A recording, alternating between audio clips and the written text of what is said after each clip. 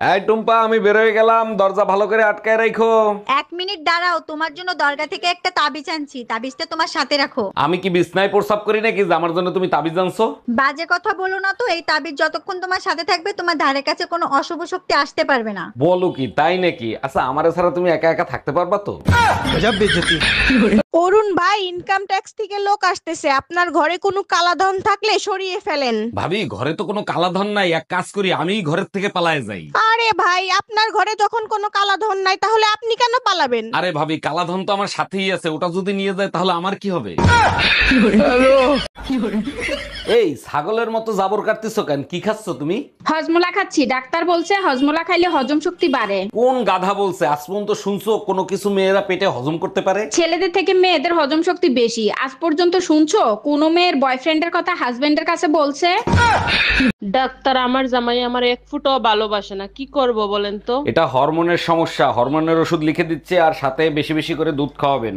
আরে ডাক্তার, দুধ তো সে প্রতিদিনই খায়, তাতেও কোনো ফল পাচ্ছি না। ফল অবশ্যই পাবেন, যে দুধ বিড়ালে খায় না সেই দুধ খাওয়াবেন।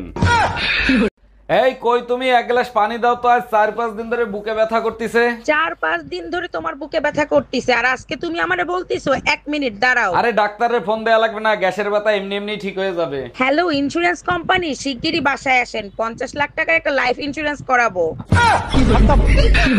এই, তুমি গেলে দুর্গা বিসর্জন দিতে, মার খেয়ে আসলা কোথা থেকে? পাশের বাড়ির রুম্পা বৌদি আমারে ভুল বুঝে মারছে। এই রুম্পা বৌদি তোমার ভুল বুঝতে মারবে কেন? কি কইছিলা তুমি? বৌদিরে বলছিলাম, ও বৌদি আসেন, খেলাবেন না, সিঁদুরের কথা বলতে ভুলে গেছি। আচ্ছা বলো তো, গার্লফ্রেন্ড বয়ফ্রেন্ডের মাঝে সম্পর্ক কিরকম থাকে? বয়ফ্রেন্ড গার্লফ্রেন্ডের সম্পর্কটা হলো সবসময় একজন আরেকজন আর খেয়াল রাখে। একদম ঠিক বলছো। আর হাজবেন্ড আর ওয়াইফের মধ্যে সম্পর্ক কিরকম? হাজবেন্ড ওয়াইফের সম্পর্ক একেবারে গ্যাস লাইটের মতো, একটু ঘষা লাগলেই আগুন জ্বলে ওঠে। কোথায় যাচ্ছে ঠাকুর?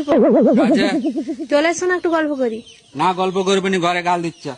ও আমার বোন এসেছিল, গল্প করবে বলে। কোথায় কোথায়? তোমার কাজ এসেছে? কাজ সারা জীবন হবে।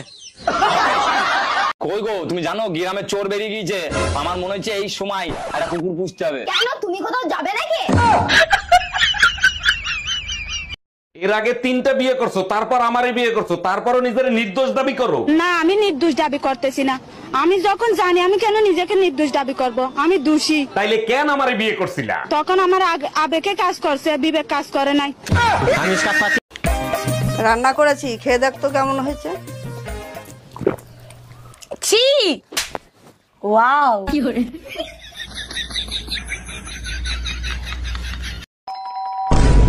এই তাড়াতাড়ি পালো, আমার বর এসে গেছে। তাড়াতাড়ি পালো, আমার বর এসে গেছে।